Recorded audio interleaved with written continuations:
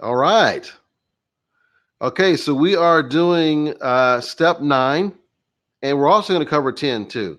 These are relatively short, these are not longer ones. So we're going to finish out our 10-step series. Hopefully, you've been watching the whole series. If you have not, feel free and go to our website, hrmaximizer.com, click on HR Max TV, and then you can get a free trial. You can just check out all the steps right there in a row.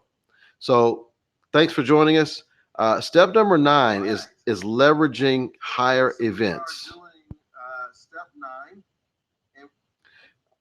Sorry for the feedback there.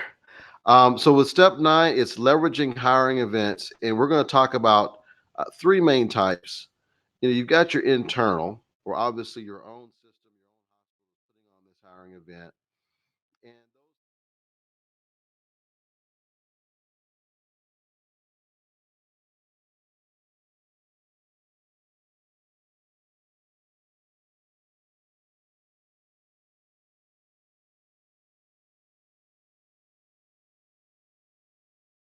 plentiful, like perhaps some of the tech positions.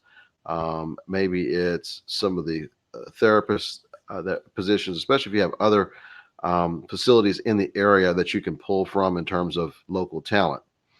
So those local hiring events can work for that. And then, of course, you have the other events where you go visit another existing conference that has the same type of candidates that you're looking for. So that's another consideration. Those can be effective. They can be rather costly, but they can be effective depending on how many you're going to, where they're located, and that sort of thing. And then the third one that you may or may not have thought about is, what about doing events that have external influencers, and where you can build kind of, I guess, borrow an audience of someone else. And so, let's say there's an influencer that's in town, or that you bring in town, and they're able to hold this hiring event that kind of piggybacks off of that influencer being there. That way, you're more likely to pull folks from other facilities that are maybe slightly outside the area that you are actually in. So that could extend your influence. It could expose you to perhaps candidates that haven't really given your facility a hard look. So that's another thing we can look at. Another thing you can consider is those same influencers, while they're in other cities, you could actually play off of that as well. So when they're in other cities, there's signups for those other influencers, people who are signing up to go see that influencer in that other city. Like for instance, I'm in Houston, and let's say I really want to have an opportunity to expose our facility, our organization, to other folks nationwide. And so one way I can do that is hold these events that our hospital is sponsoring.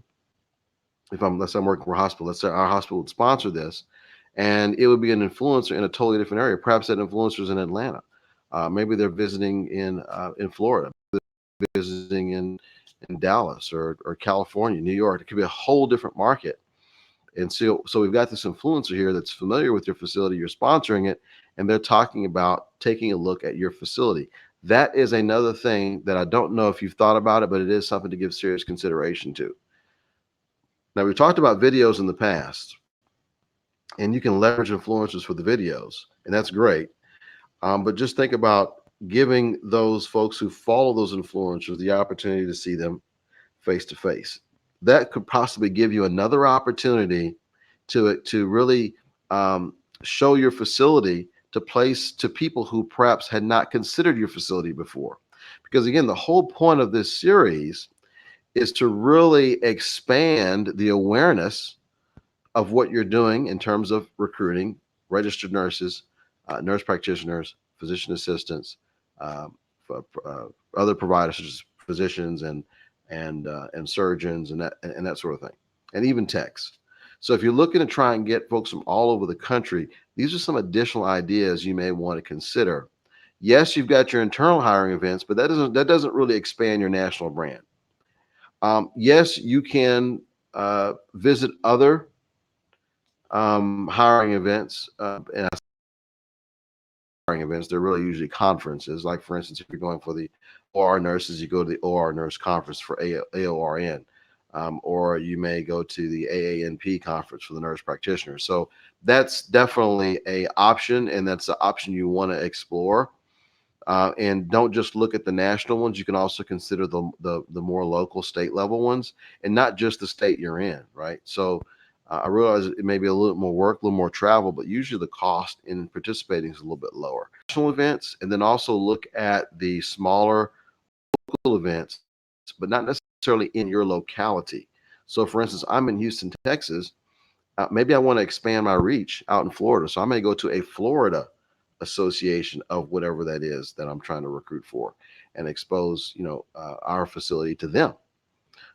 This same type of practice has been used in sports for years, where they will go to other smaller events and really build their presence in that particular area, and they can form kind of almost like a recruiting pool in a certain area that's outside the locality of where their university is. So really, as a hospital, you can utilize that same technique.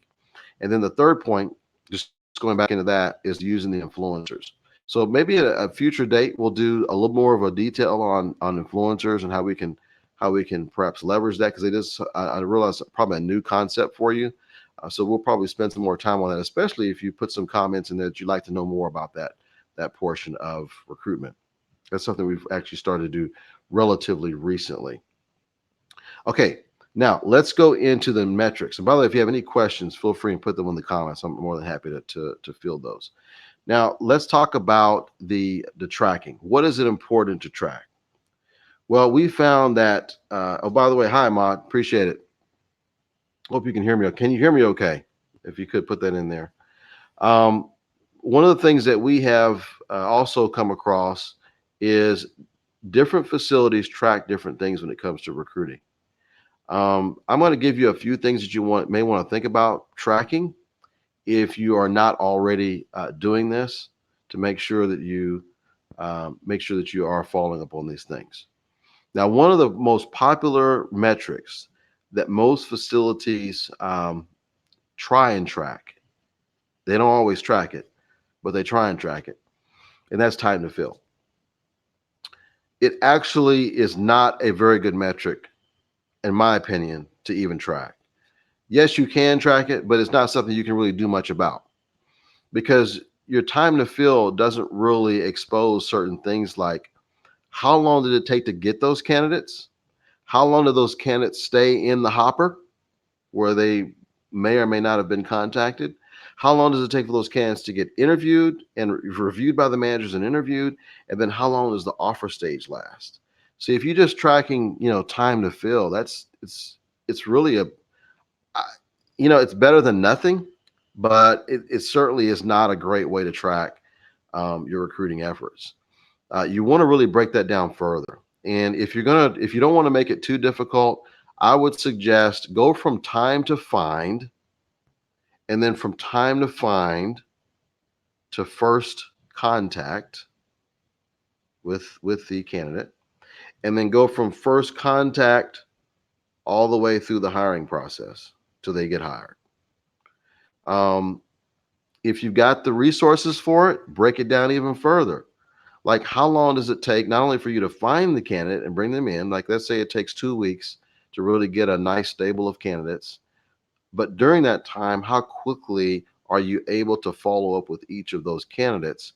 And then once those candidates get submitted to the hiring manager, or if they're going directly to the hiring manager, how long does it take for that hiring manager to have a conversation with that candidate? Because I can tell you that there's quite a few facilities that are going to be able to catch pretty much most all the low-hanging fruit by communicating with those candidates very quickly.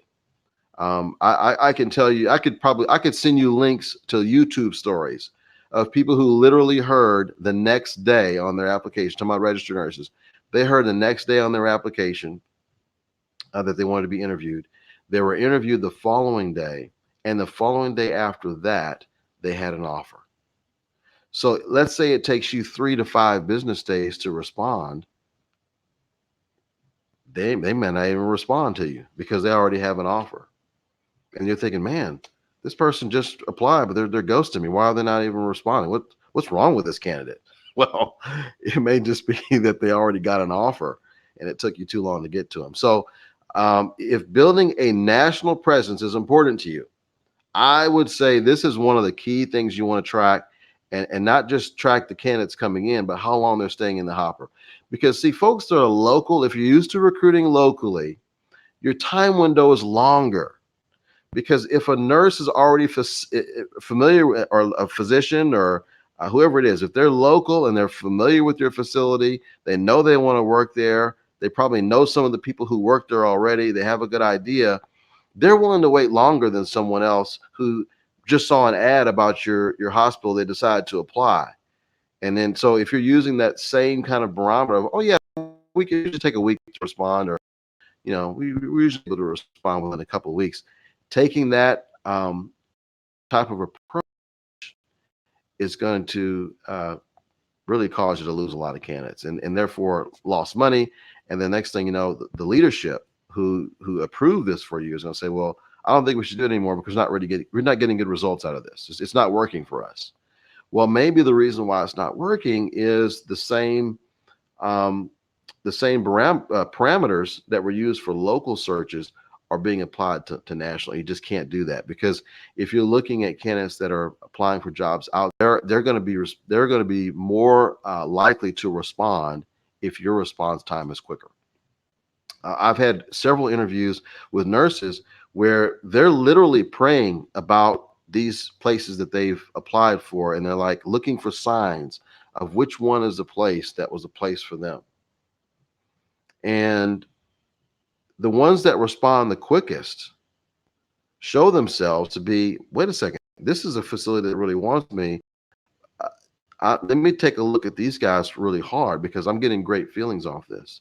So don't let someone take this as a sign that you're not interested because it takes you a week to respond. So I would say, in terms of tracking, that's very, very important to track.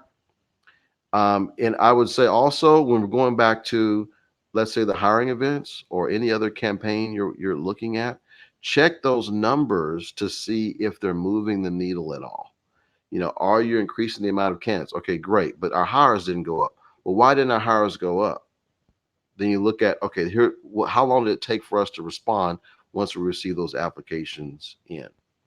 Now, effective ways to track.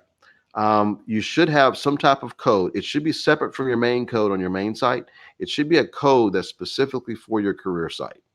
If you're using some type of applicant tracking system, uh, find a way where you can track it, not just them. You should be able to track the traffic that's coming in. Once that traffic comes in and those candidates come in, hopefully within your applicant tracking system, or if you have to do it on a spreadsheet, just somehow showing the amount of candidates that came in, how many got interviewed, how many were made an offer, and then of course how many were actually hired. And then you go back and look at those timelines to see how long it took for them to go through each of those steps. Okay, so that was steps 9 and 10. That was leveraging hiring events, and then also moving into metrics and what to track. Uh, of course, if you got some other ideas, some things that are working for your facility, please put them in the comments. I'd love to hear it. I look at each one of these.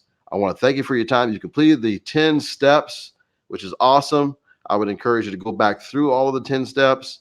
Maybe this could be, maybe it could be something that sparks a new idea for you, something you haven't tried before that will help you to get those new candidates that you're looking for, those nurses, those physician assistants, those nurse practitioners, physicians, surgeons, or what have you. So thanks again for watching, and we'll see you next time.